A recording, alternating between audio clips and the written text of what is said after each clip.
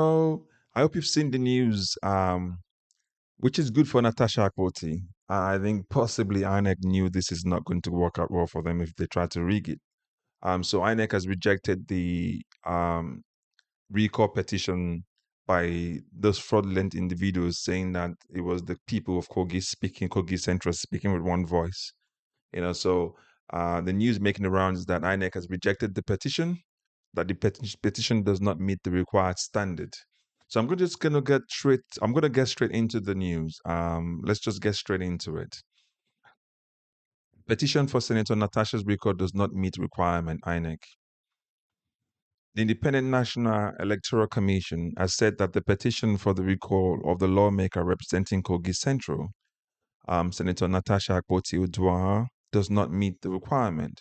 In a statement on Tuesday, the National Commission on Chairman Information and Voter Education Committee Sam Olumekun said INEC came to the conclusion at its regular weekly meeting on March 25th, 2025.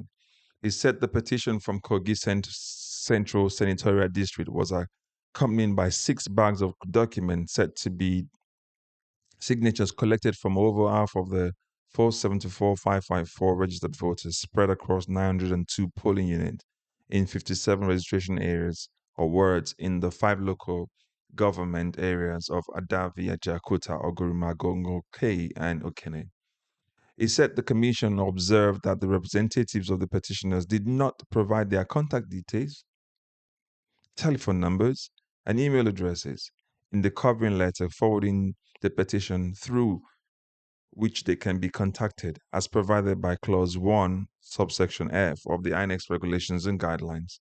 The address given is Okene, Kogi State, which is not a definite location for contacting the petitioners. Only the telephone number of the lead petitioner is provided as against the number of all the other representatives of the petitioner. The Commission wishes to reiterate that the recall of a legislator is the prerogative of registered voters in their constituency who sign a petition indicating a loss of confidence in the legislator representing them. Once the petition meets the requirements of submission, as contained in our regulations, the Commission shall commence the verification of the signatures in each polling unit in an open process restricted to registered voters that signed the petition only. The petitioners and the member whose recall is sought shall be at liberty to nominate agents to observe the verification, while interested observers and the media will also be accredited as such polling unit. Signatories at each polling unit, signatories to the petition shall be verified using the bimodal voter accreditation system, he said. Olumekun said if the petitioners fully comply with the requirement of clause 1 subclause F of the regulations and guidelines regarding submission of their petition, the Commission will announce the next steps in line with the extant laws, regulations, and guidelines. In the absence of a definite contact address, the Commission is making efforts to use other means to notify the representatives of the petitioners of the situation, he said. Olmeco reassured the public that INEC will be guided by the legal framework for recall, just as he urged Nigerians to discountenance any speculations and insinuation in the social media. So here you have it. So INEC has rejected the petition to recall Natasha Akpoti. Yeah, I mean, you can say this is good news for her, which obviously anyone can argue that it is good news for her anyway.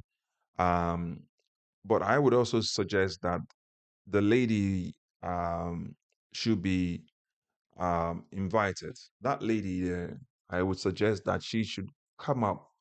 She needs to be probed.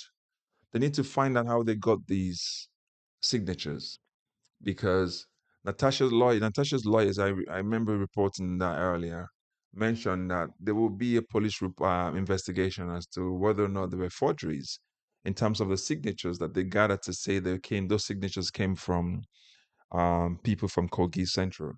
So, I mean, it just lets you know how when people can boldly forge another person's signature as alleged, it lets you know how bold corrupt individuals have become, how emboldened they feel because they feel they are backed up by politicians or people in the place of authority.